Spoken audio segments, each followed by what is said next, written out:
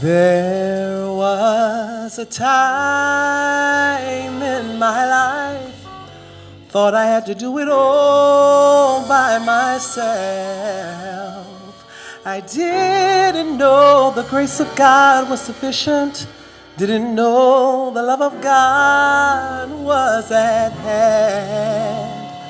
Now I can say, if you are discouraged, struggling just to make it through another day, you've got to let it go, let it all go. And this is what you have to say. Hello, CSL. Welcome, welcome, welcome. We are glad you are with us. Glad that you chose to spend another spiritual Sunday with us. Brand new year, 2021. We're feeling good. We're healthy. We're whole. All things are well. Clear your throats. Get ready to sing this song with us. I release and I let go. I let the Spirit run my life.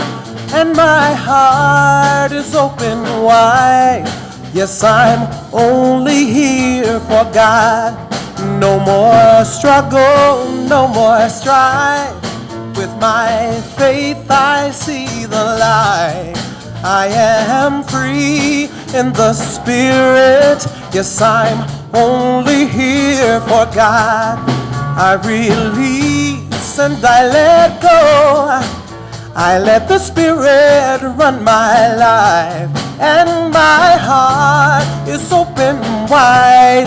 Yes, I'm only here for God. Sing no more struggle, no more strife. With my faith I see the light. I am free in the Spirit. Yes, I'm only here for God.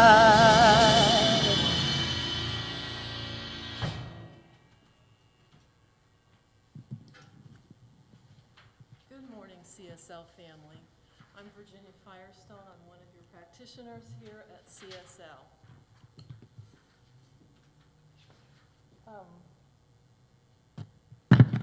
I'm sorry. So we have 7 core values, and the value that we're focusing on this month is service. Service to others is an expression of our oneness. It is a spiritual practice of compassion. The quote for today is from Desmond Tutu. Do your little bit of good where you are. It's those little bits of good put together that overwhelm the world. I invite you to join me in this prayer. There is one life, God's life, expressing itself throughout the many aspects of life that it has created. God works through people, and we are those people. When we serve each other, we serve the whole. There is no small or large in God. There is nothing in God that is insignificant. And so we give our time, our talent, our treasure. We give our smiles, our affirmative words, our respect, our love, our attention, our appreciation, and much more. We give our assistance and our compassion, knowing that we can be of service in every moment, and knowing that there is no small or large way to serve. Each act of service put together overwhelms the world with good. I am grateful that God works through people. I say yes to the many ways that I'm given to be of service every day, and so it is.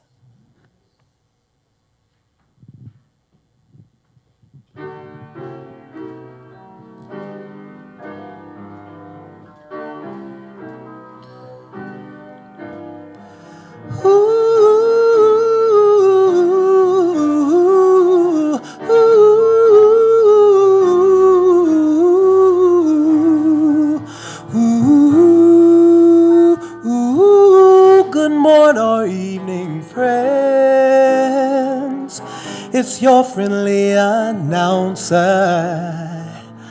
I have serious news to pass on to everybody.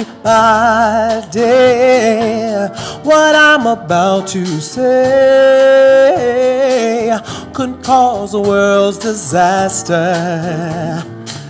could change your joy and laughter to tears and pain. And it's that love's in need of a love today.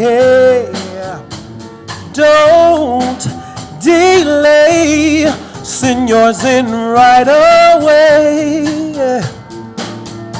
And hate's going around, breaking many hearts. Stop it, please, before it comes too far.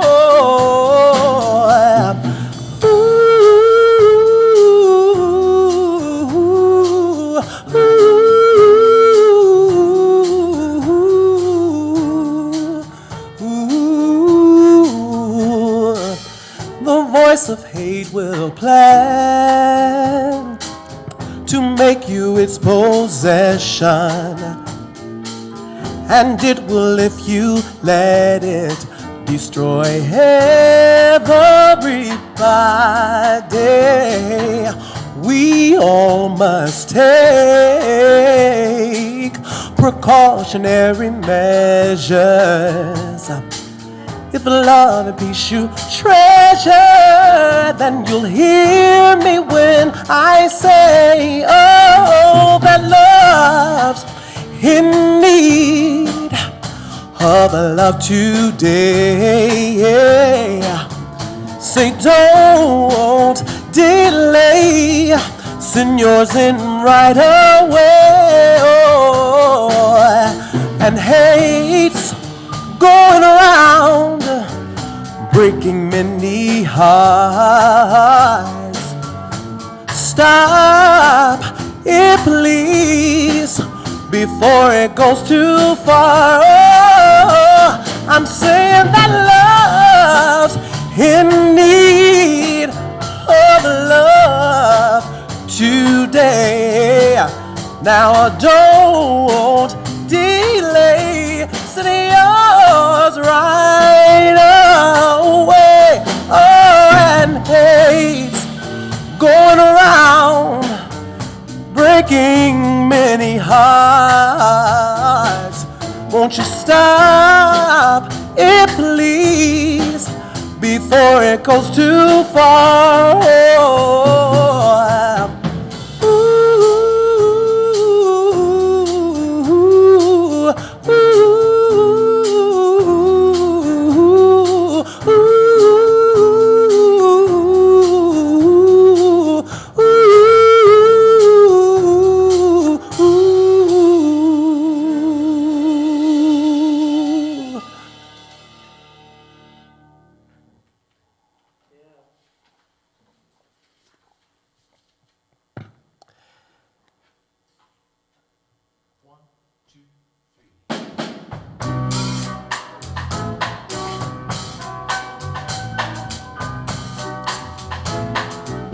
Up above my head,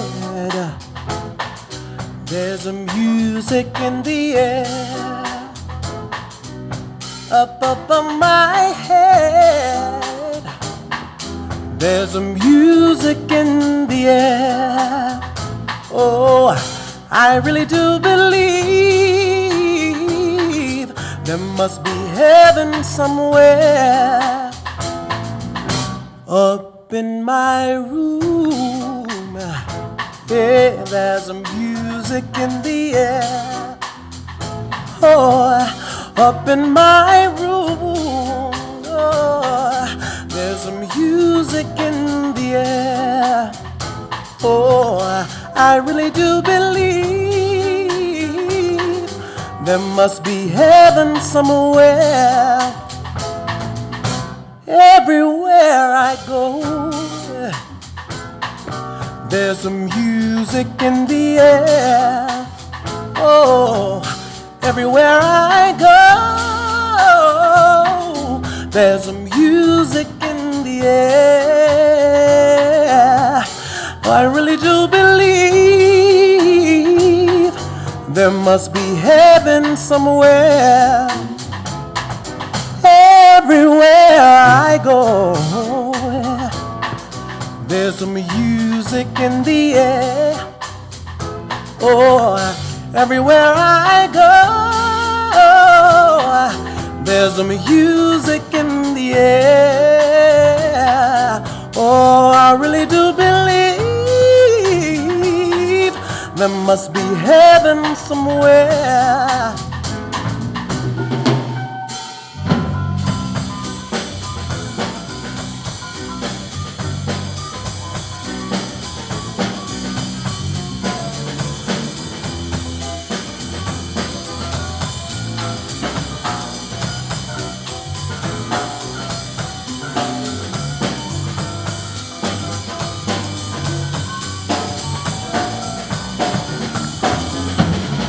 Up above my head, there's a music in the air. Oh, up above my head, there's a music in the air.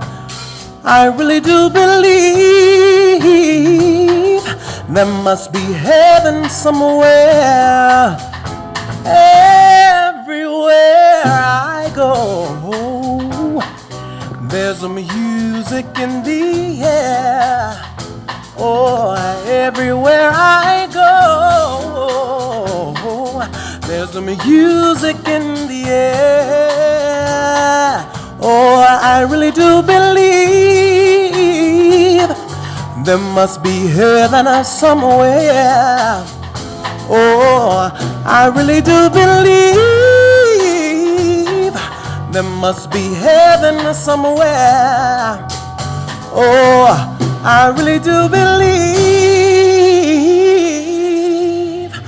there must be heaven somewhere.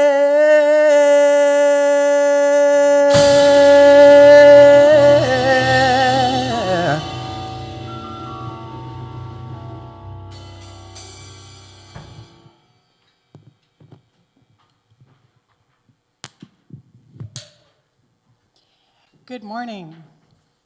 My name is Betty Cook, and welcome to Center for Spiritual Living, Kansas City.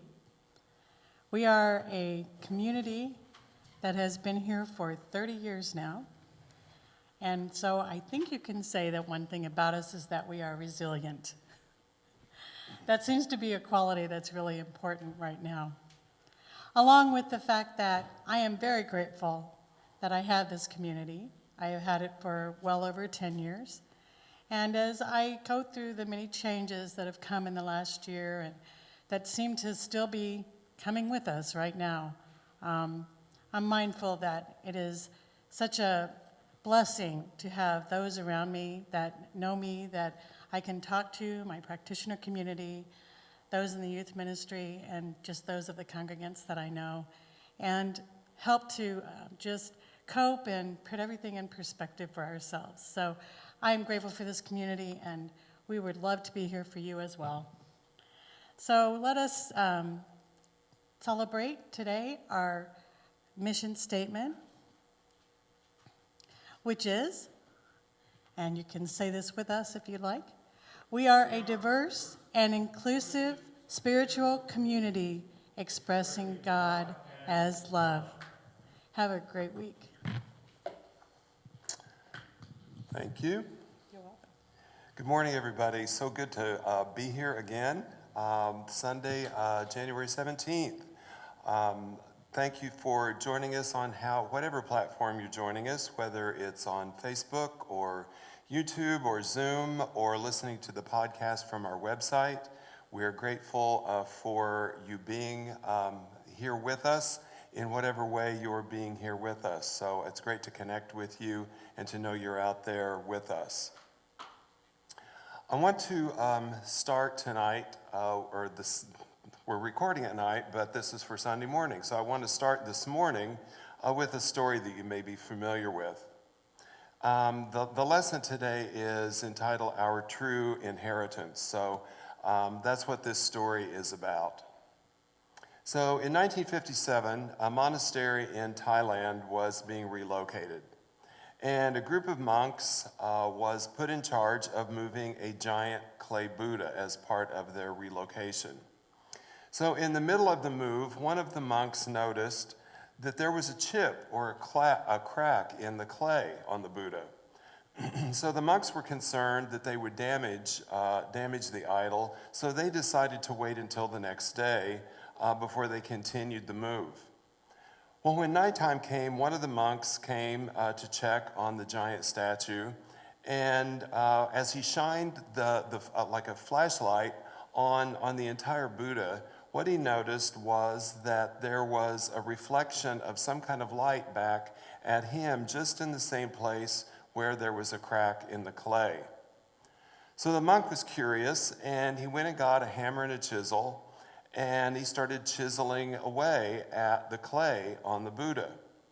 And as he knocked off piece after piece of the clay on this Buddha, the light got brighter and brighter. And after hours of work, hours of chipping away at the clay, the monk looked up in amazement, and what he saw standing in front of him was this huge, solid gold Buddha. Well, historians believe that the Buddha had been covered with this clay by Thai monks several hundred years before that, so that to protect it against an attack by a Burmese army. So in order to keep it from being stolen, the monks covered the gold Buddha with clay in order to hide its true value and keep it safe. So that is a true story, but it's a metaphor for how we as humans unconsciously hide our inner gold under layers of clay. Just like the gold statue, the clay covers our true value. So that gold is our inheritance, or it's symbolic of our inheritance. It's our divinity or our true nature, our original goodness, or the image of God as us, that is our gold, our true nature. So our work is to chip away at that outer shell, piece by piece, until we uncover the gold, or our divinity. So some of the clay that we have to chip away is what I shared with you last week. We need to chip away at our cultural conditioning, or chip away at other people's opinions that we've taken on as our beliefs. Or maybe we need to chip away at inaccurate conclusions we drew as kids. And then those became our belief systems. They all cover up the gold in each of us that is inside each and every one of us as our true spiritual inheritance. And the thing is, they didn't get covered up overnight. And it's not reasonable to assume that we're going to uncover them overnight and just be finished. So before I go on with the lesson, I wanted to stop and just take a few moments to talk about why we talk so much about the messages that we've received through our lifetimes and how they formed our beliefs. We talk about that a lot here. Well, number one, if you are anything like me, and you probably are, I'm always uncovering an old belief that I formed from messages that I received a long time ago. And it's always kind of like this aha moment, like, wow, I'm still working on that. It may be less frequent, but our spiritual growth is like peeling an onion. So if you peel away a layer of the onion, what do you have? You're left with more onion to peel away another layer. And that's symbolic of our spiritual growth and peeling away these old beliefs that we got from false messages. But the other reason we talk about this is that with a pandemic and people not being able to just walk in the front door of a church that they might be interested in checking out, we're being listened to and watched by more people online than ever. And the new front door now is our website and the podcasts on our website. One of the front doors we have now for people to check us out is Facebook and Facebook Live. People can watch on Zoom and Instagram and YouTube. There's all kinds of front doors to CSL now that we didn't think about before. So we get hundreds of views during the week after the service is posted on Facebook and after it's posted on our website as a podcast. I get messages every week from somebody, usually somebody I don't even know, saying that I never knew there was a place like this, with music and a message that makes me feel better instead of worse. So we're heard and seen by people who are still looking for a spiritual life. And they're hungry for something different than the messages and the music that brings fear and has messages of punishment and judgment. So yeah, we need them. As a community, we need these reminders. But there's a lot of people out there who are looking for something different. And they've never heard this practical, positive spirituality. And so it's a lifesaver for them and a life raft for them. So, what are other kinds of messages that have covered up the gold in each and every one of us and that we need to chip away at? For a lot of us, and probably many of you who are listening or watching right now, messages about who God is and messages about what our relationship with this God, those things have covered up a lot of the gold in each of us.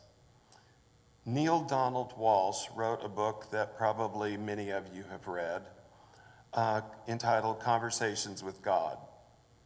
Well, he wrote another book that may not be as popular, but it's entitled God's Message to the World, What You've Got. Let me say it again. God's Message to the World, You've Got Me All Wrong.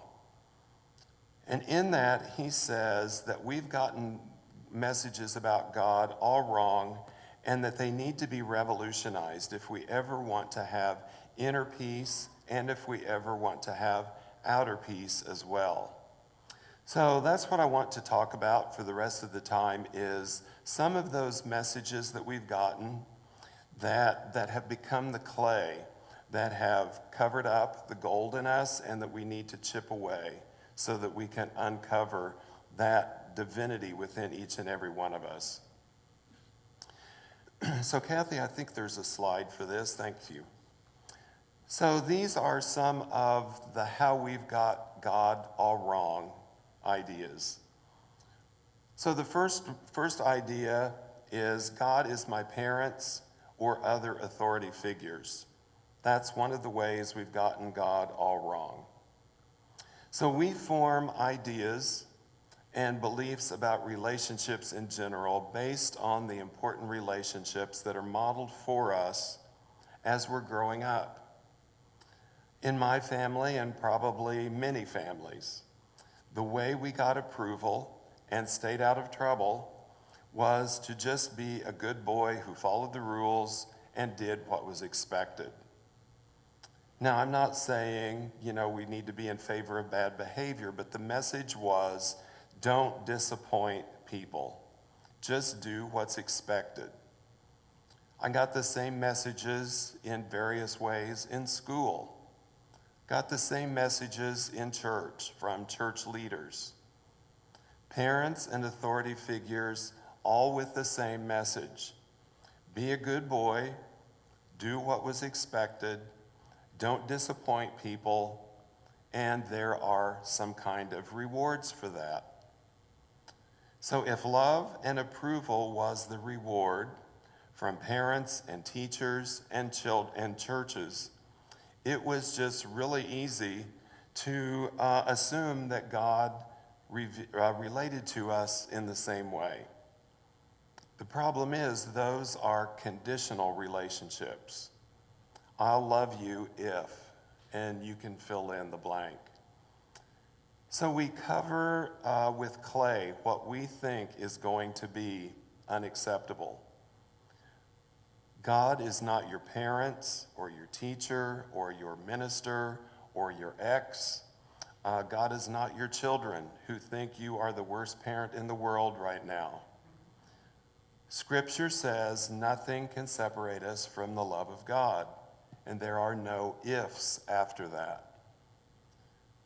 So God's unconditional love and acceptance is part of our true inheritance. So let's go on to the second one. The second idea of how we've gotten God all wrong is that God has favorites. This is so damaging and covers up the gold in us to believe that God would have favorites, that God would have a favorite race or gender expression, that there would be a favorite religion or sexual orientation or a favorite country or a favorite culture. If God has favorites, the only people whose gold is not buried or hidden under layers of the clay are the few who are God's favorites. Everyone else's gold is either hidden or left out or devalued or undervalued. What a small God we have when we think that a presence that is big enough and grand enough to create galaxies would only create it for a few of its own select favorites.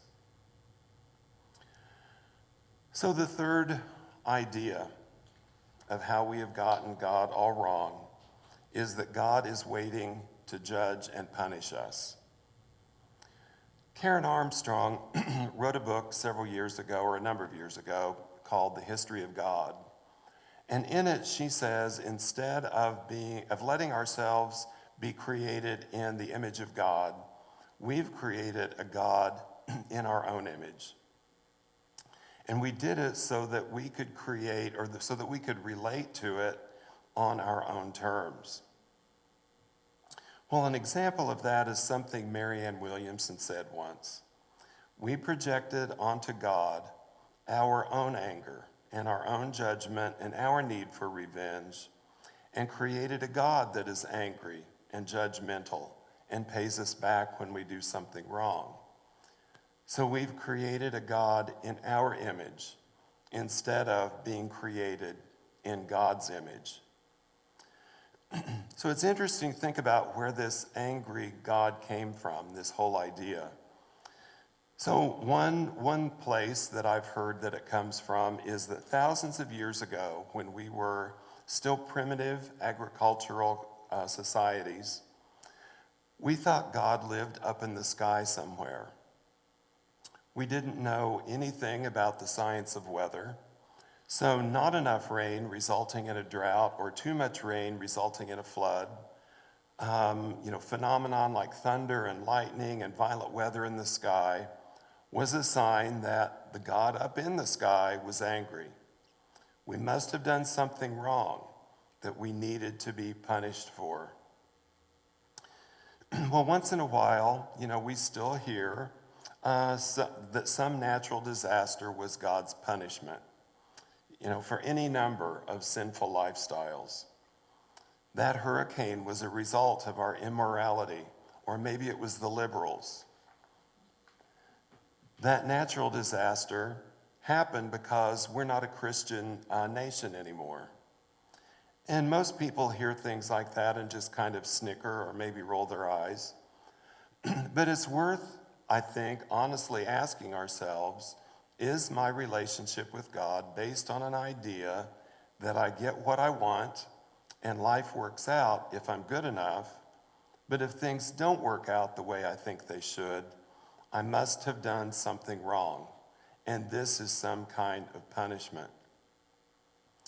Now, we probably don't walk around consciously thinking about that or asking ourselves that.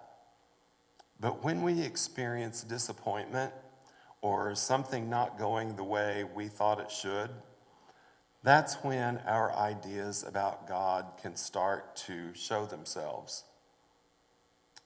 There is no God with human qualities of anger and vengeance and punishment just waiting for us to do something wrong. That would be a God that we created in our image instead of being created in God's image. And that's our gold. It's part of our inheritance, being made in God's image. So we can reframe those three ideas by changing one word in each statement. Kathy, I think I have a what if slide next.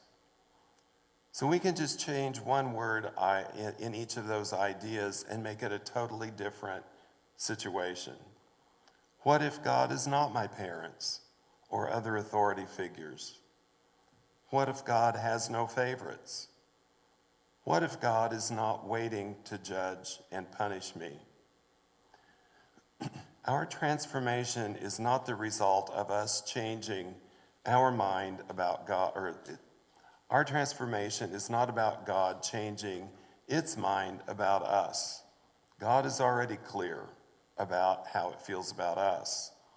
Our transformation is a result of changing our minds about God and how that God wants to relate to us.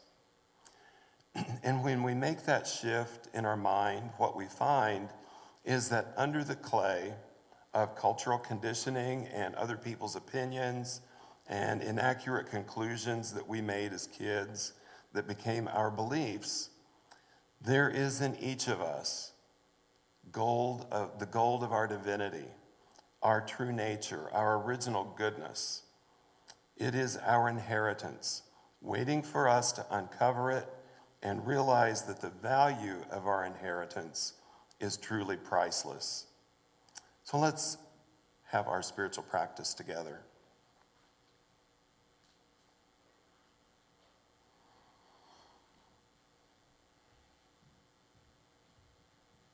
So let's begin as we always do. Let's close our eyes and begin to concentrate on our breathing.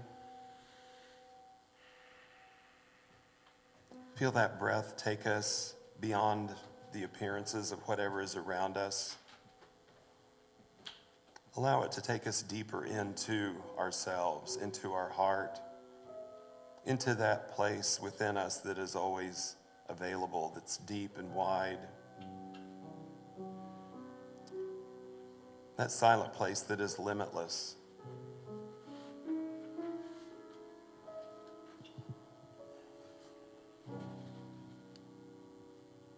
And as we breathe, let's just feel that presence around us.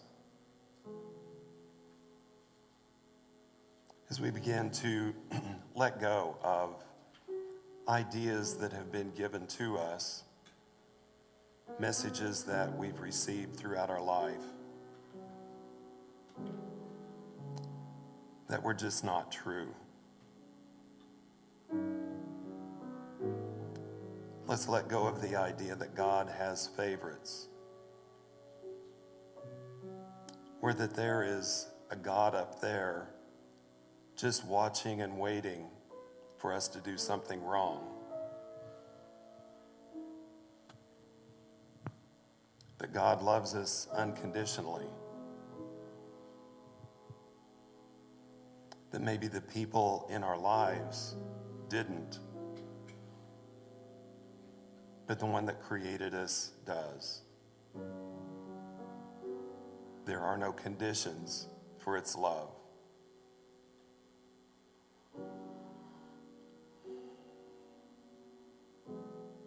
So it's our choice and our ability to let go of any of those ideas that are covering up the gold that is within each and every one of us, our true inheritance being made in the image of God. the one that created galaxies and has taken human form as us, just as we are. So let's sit in the quiet for a few moments. Let's become willing to let go of whatever's covering up the gold in us.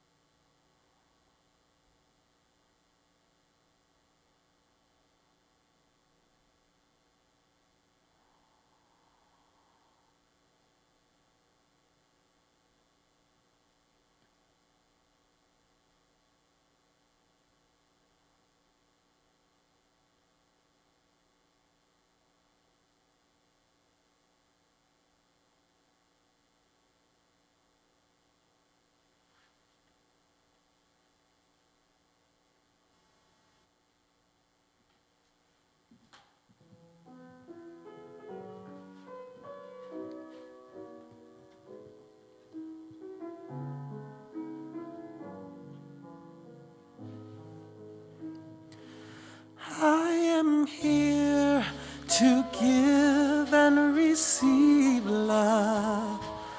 I am here to give and receive. A practitioner through our website. And then finally, if you need a daily reminder, we're happy to help you have one of those. And if you call our prayer line, then you can hear a prayer that is changed every day.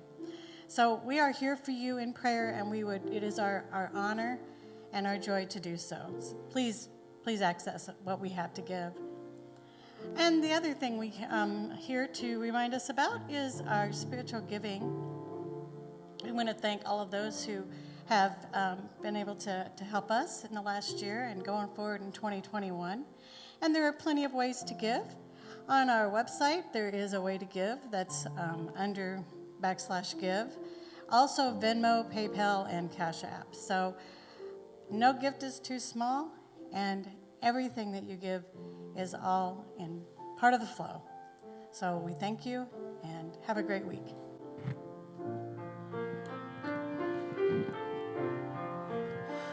I am so blessed. I am so blessed. I am so grateful for all that I have. I am so blessed. I am so blessed. I am so grateful. I am so blessed. I am so blessed. I am so blessed. I am so grateful for all that I have. I am so blessed. I am so blessed. I am so grateful. I am so blessed. Thank you all so much for being here, for joining us on Zoom, Facebook, YouTube, on the podcast, however you're tuning in and watching or listening. We appreciate your presence. Thank you all for coming in and recording the service tonight. We appreciate your time and your talent and your service to CSL and to this community so that we can continue to feel connected the best we can. So let's say our closing affirmation, the statement that says, the way we believe God sees us. Who are you? I am a perfect expression of God, entitled to a life of love and joy. Have a great week.